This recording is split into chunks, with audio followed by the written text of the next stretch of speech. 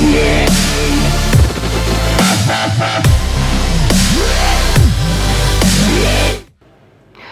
Students, आज का जो वीडियो आने वाला है ये class 12 book R D Sharma chapter 8 solutions of simultaneous linear equation, जिसको मैंने शॉर्ट में SLE लिखा है, का लेक्चर 2 का वीडियो आने वाला है। और आज हम यहाँ पे टाइप 1 के क्वेश्चंस को डिस्कस करेंगे। जैसे कि मैंने अपने पिछले वीडियो में आपको टाइप 1 से लेकर टाइप 5 दिखाए थे पॉइंट नंबर 5 के अंदर, तो आज हम टाइप 1 को यहाँ पे डिस्कस करेंगे, जो कि है solving system of linear equations when determinant a is not equal to 0। इसको हम शॉर्ट में ये भी कहते हैं coefficient matrix is non singular. तो यहाँ पे determinant a is not equal to 0 का मतलब है यहाँ पे जो मैट्रिक्स होगी वो कैसी होगी, आपकी नॉन सिंगुलर होगी, क्योंकि आप जानते हैं नॉन सिंगुलर मैट्रिक्स वो मैट्रिक्स होती है जिसका डिटरमिनेंट 0 होता है। और using formula x is equal to a inverse b, जिसमें हम इस वाले फॉर्मूले को यूज करेंगे। तो देखिए इसके अंदर आपको टाइप 1 के अंदर आपको कुछ स्टेप्स फॉलो करने होंगे कि आपका यहाँ पे सोल्यूशन कैसे निकलेगा, इन वाली लीनियर इक्वेशन का सोल्यूशन कैसे निकलेगा। जैसा कि मैंने आपको बताया था determinant a is not equal to 0 unique solution होता है। तो यूनिक सोल्यूशन आप कैसे निकालेंगे उसके लिए मैंने यहाँ पे आपको स्टेप्स लिखाए हैं।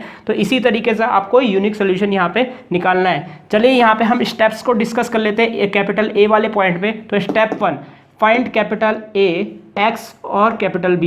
तो यहाँ पे कैपिटल A, कैपिटल X और कैपिटल B की वैल्यू आपको फाइंड करनी है from matrix equation Ax is equal to B। तो आपकी क्वेश्चन में जो होगी आपको एक मैट्रिक्स इक्वेशन, वहाँ पे आपको साइमल्टेनियस लीनियर इक्वेशंस दी होगी जो कि इस फॉर्म में होती है, Ax is equal to B की फॉर्म में होती है। वहाँ से आपको कैपिटल A, कैपिटल X और कैपिटल B की वैल्यू फाइंड करनी है। इसके बाद जब आप इन तीनों की वैल्यू स्टेप 1 में फाइंड कर लेंगे तो उसके बाद स्टेप 2 में जाएंगे। तो वहाँ पे देखिए आपको करना क्या है, आपको यहाँ पे डिटरमिनेंट A की वैल्यू वहाँ पे फाइंड करनी है, क्योंकि आपको A की वैल्यू मिल जाएगी वहाँ पे। तो वहाँ से आप डिटरमिनेंट A निकालेंगे, जैसे कि आप निकालते हैं, आपने पुराने चैप्टर से पढ़ा है। और अगर डिटरमिनेंट A की वैल्यू 0 नहीं आएगी तो ऑब्वियस ही बात है, अगर 0 नहीं आएगी तो ये टाइप 1 का ही क्वेश्चन होगा, क्योंकि टाइप 1 में डिटरमिनेंट A की वैल्यू 0 नहीं आती है।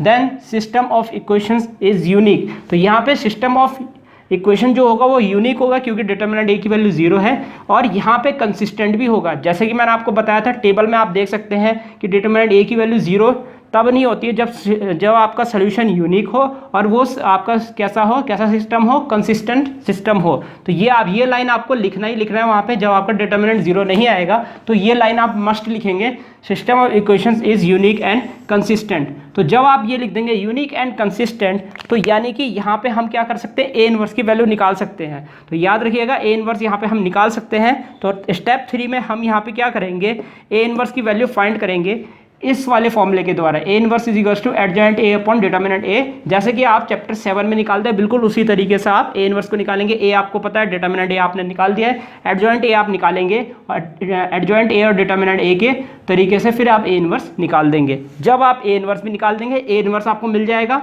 यहाँ पे B की वैल्यू भी आपको पता है, तो ये वाला फॉर्मूला यूज करके x is equal to A inverse B।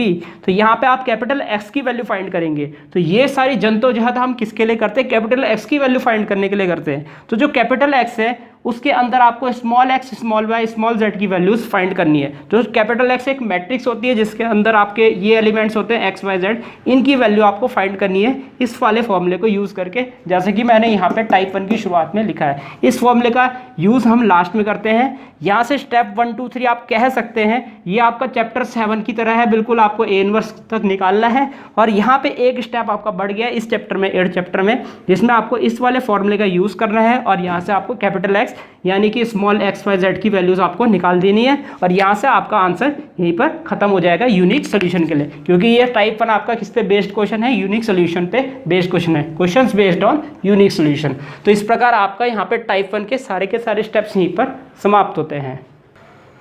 तो चलिए अब हम टाइप 1 के क्वेश्चंस को डिस्कस कर लेते हैं यहाँ पे। तो यहाँ पे टाइप 1 के क्वेश्चंस आपको आर डी शर्मा की बुक में पेज नंबर 8.4 वाले में मिलेंगे। तो यहाँ पे हम 8.4 पेज नंबर का एग्जांपल नंबर 1 डिस्कस कर रहे हैं, जो कि काफ़ी आसान सा एग्जांपल है। ये वाला एग्जांपल आपका पेपर में नहीं आएगा, इस टाइप का एग्जांपल आपका पेपर में नहीं आता है। तो देखिए यहाँ पे आपको ये याद रखना है कि आपको कैसे पता चलेगा ये चैप्टर 8 का ही क्वेश्चन है, बोर्ड में कैसे पता चलेगा कि वो जो क्वेश्चन है वो चैप्टर 8 का है। आपको ये याद रखना है यूजिंग मैट्रिक्स मेथड। यहाँ पे आपको उस क्वेश्चन के अंदर लैंग्वेज क्वेश्चन में आपको जरूर मैट्रिक्स मेथड लिखा हुआ आएगा। मैट्रिक्स मेथड लिखने का मतलब है आप समझ जाइएगा कि ये जो क्वेश्चन है आपका 8th चैप्टर का क्वेश्चन है। तो जहां पे मैट्रिक्स मेथड लिखा हुआ होगा तो समझ जाइएगा ये आपका क्वेश्चन जो होगा वो क्वेश्चन आपका 8th चैप्टर से होगा। तो चलिए यहाँ पे इस वाले एग्जांपल को डिस्कस कर लेते हैं। Use matrix method to solve following system of equations. ये तो यहाँ पे आप जैसे कि देख सकते हैं यहाँ दो वेरिएबल है x और y।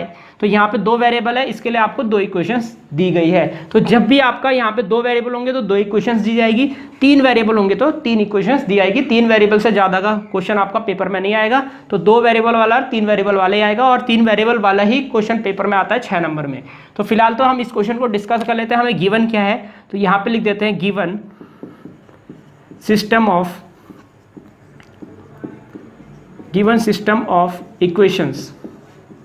इक्वेशंस को मैं शॉर्ट में लिख रहा हूं यहाँ पे EQNS।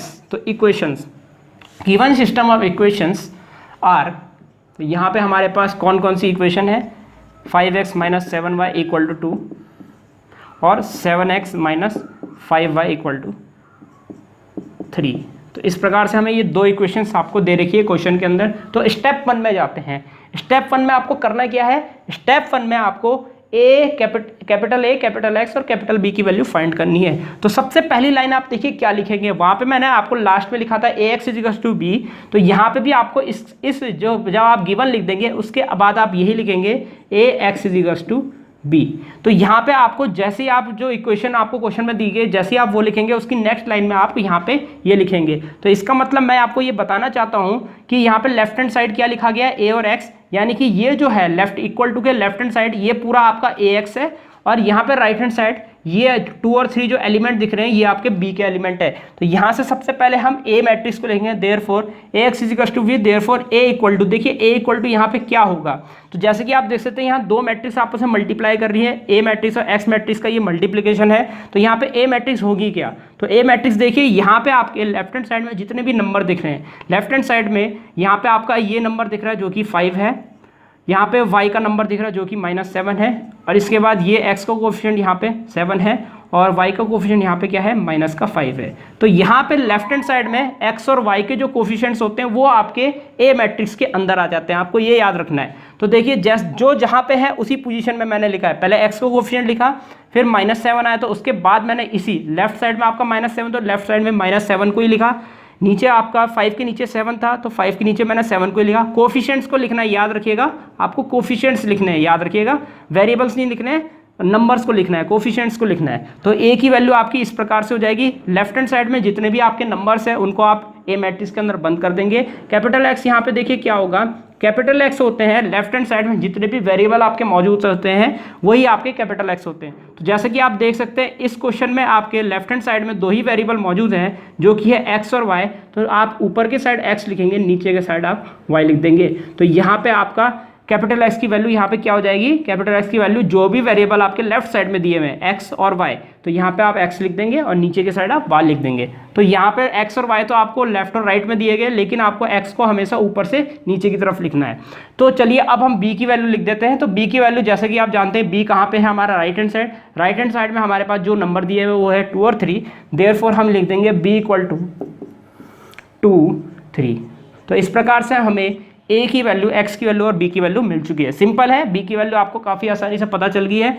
A की वैल्यू क्या होगी, X और Y के जितने भी कोफिशिएंट है अगर आप उसको मैट्रिक्स के अंदर बंद करेंगे A की वैल्यू मिल जाएगी, और कैपिटल X जितने भी वेरिएबल आपके लेफ्ट हैंड साइड में मौजूद है वो आपका कैपिटल X हो जाएगा। तो स्टेप 1 यहाँ पे हमारा कंप्लीट होता है। इसके बाद हम स्टेप 2 की तरफ जाएंगे। तो स्टेप 2 में हमें करना क्या है, हमें यहाँ पे डिटर्मिनेंट A की वैल्यू यहाँ पे निकालनी है। तो हमें ये पता करना पड़ेगा क्या ये कौन सा सोल्यूशन है। डिटर्मिनेंट A निकालने से हमें ये पता चल जाएगा कि ये यूनिक सोल्यूशन है, नो सोल्यूशन है, कि इन्फिनिटली मैनी सोल्यूशन है। तो नाउ हम यहाँ पे डिटर्मिनेंट A को निकाल देते हैं। तो डिटर्मिनेंट A = चेक कर लेते हैं कि ये 0 आएगा कि नहीं आएगा। तो यहाँ पे मैंने इसका मल्टीप्लिकेशन इसके साथ किया तो ये -25 हो जाएगा, अपना वाला माइनस, और यहाँ पे 7 7 जब 49 होगा, माइनस का 49, तो माइनस का यहाँ पे 49 आ गया। तो -25 प्लस का 49 इसकी वैल्यू हमारी निकली है यहाँ पे 9 में से 5 गया तो 4 होगा, 4 में से 2 गया तो यहाँ 2 होगा। तो यानी कि डिटर्मिनेंट ए की वैल्यू 24 है जो कि 0 के बराबर नहीं है। तो यहाँ पे हम क्या लिख देंगे, system of equations, system of, short में लिख देता हूँ मैं equations, is unique and consistent. तो यहाँ पे यूनिक है और कंसिस्टेंट है। जैसे कि मैंने यहाँ पे स्टेप 2 में आपको लिखा था कि अगर ए डिटर्मिनेंट ए 0 के बराबर नहीं होगा, सिस्टम ऑफ इक्वेशन कैसा हो जाएगा, यूनिक और कंसिस्टेंट हो जाएगा। तो इसका मतलब अब हम यूनिक और कंसिस्टेंट आ रहा है तो इसका ए इनवर्स निकाल सकते हैं। चलिए अब हम यहाँ पे ए इनवर्स को निकालने की प्रक्रिया शुरू करते हैं। तो यहाँ पे हम इसको मिटा देते हैं और यहाँ पे हम ए इनवर्स को निकालते हैं। तो अब हम ए इनवर्स निकालेंगे। डिटर्मिनेंट ए हमें मिल चुका है, तो डिटर्मिनेंट ए मिल गया है, तो अब हम एडजॉइंट ए निकालेंगे। तो यहाँ पे लिखेंगे फॉर ए कॉमा, तो सबसे पहले हम माइनस निकालेंगे M11। तो मैं सीधा कोफैक्टर्स निकाल रहा हूँ टाइम बचाने के लिए, क्योंकि ये वाले क्वेश्चन पेपर में बहुत लंबे होते हैं, तो टाइम बचाने के लिए मैं यहाँ पे सीधा कोफैक्टर्स निकाल रहा हूँ। चलिए कोफैक्टर्स को फटाफट से हम निकाल देते हैं। तो कोफैक्टर्स निकालेंगे, यहाँ पे देखिए। तो कोफैक्टर्स कैसे निकालेंगे, वही चीज़ उल्टा जेड जाएंगे और फिर हम साइन चेंज कर देंगे। पहले तो हम माइनस निकालेंगे और साइन चेंज करके कोफैक्टर्स को निकाल लेंगे। तो सबसे पहले आएगा आपका ए मैट्रिक्स का हमें कोफैक्टर्स निकालना, तो पहले आएगा यहाँ पे -5, फिर आएगा आपका 7 और उसके बाद आएगा आपका -7 और उसके बाद आएगा आपका 5। तो ये आ जाएगा। तो ये सारे मैंने यहाँ पे फिर से चेक कर लेते हैं। -5, फिर आएगा 7, फिर आएगा -7 और फिर आएगा 5।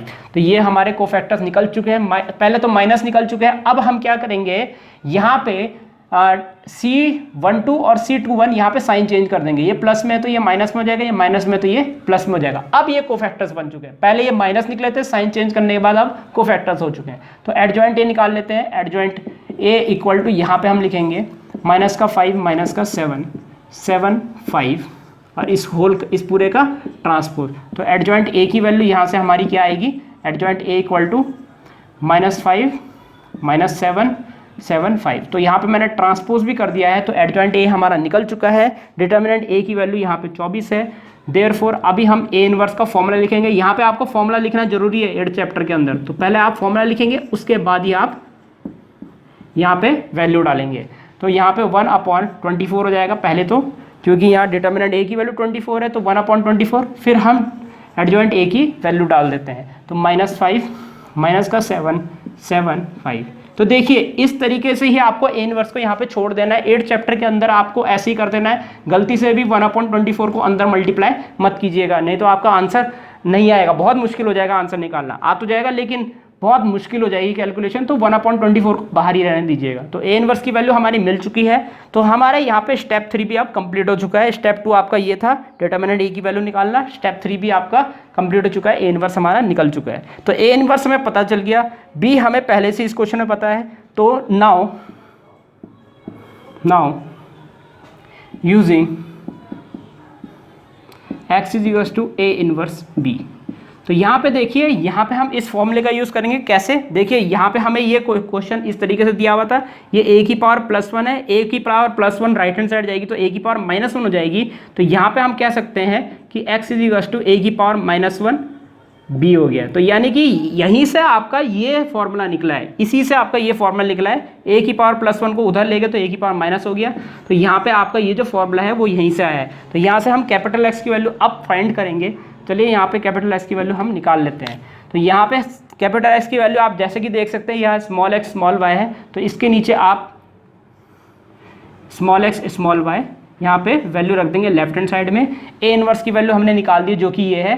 यहाँ पे आप ए इनवर्स की वैल्यू डाल दीजिए। सबकी वैल्यू आपको डाल देनी है यहाँ पे, जो कि है -5 -7 7 और 5। तो इस प्रकार से हमने ए इनवर्स की वैल्यू यहाँ पे डाल दी। और इसके बाद ए इनवर्स किससे मल्टीप्लाई कर रहा है, बी से। बी की वैल्यू आपको 2 और 3 यहाँ पे दे रखी है, तो यहाँ पे आप 2 लिख दीजिए और 3 लिख दीजिए। एक एक करके मैंने सबकी वैल्यू यहाँ पे डाल दी है। अब आपको स्मॉल एक्स स्मॉल वाई की वैल्यू निकालनी है। यहाँ पे जेड इसलिए नहीं है क्योंकि यहाँ पे 2 ही वेरिएबल थे आपके, इन 2 वेरिएबल्स की हमें वैल्यू निकालनी। तो सिंपल आप क्या करेंगे, इस मैट्रिक्स को इस मैट्रिक्स से मल्टीप्लाई कर दीजिए पहले तो चलिए मल्टीप्लाई करते हैं।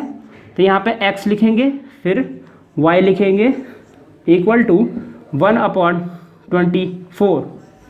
1/24 तो पहले हम इसका इसके साथ मल्टीप्लाई करेंगे। जैसा कि आप जानते हैं मल्टीप्लाई कैसे करते हैं, माइनस का 10, तो यहाँ पे हम लिख देते हैं -10 + 21, -10 + 21 फर्स्ट रो फर्स्ट कॉलम, और इसके बाद तो कोई कॉलम ही नहीं बची। अब सेकंड रो फर्स्ट कॉलम होगी, यानी कि 7 2 जा 14 माइनस का 14 हो जाएगा, और प्लस 5 3 जा 15 5 3 जा 15 हो जाएगा।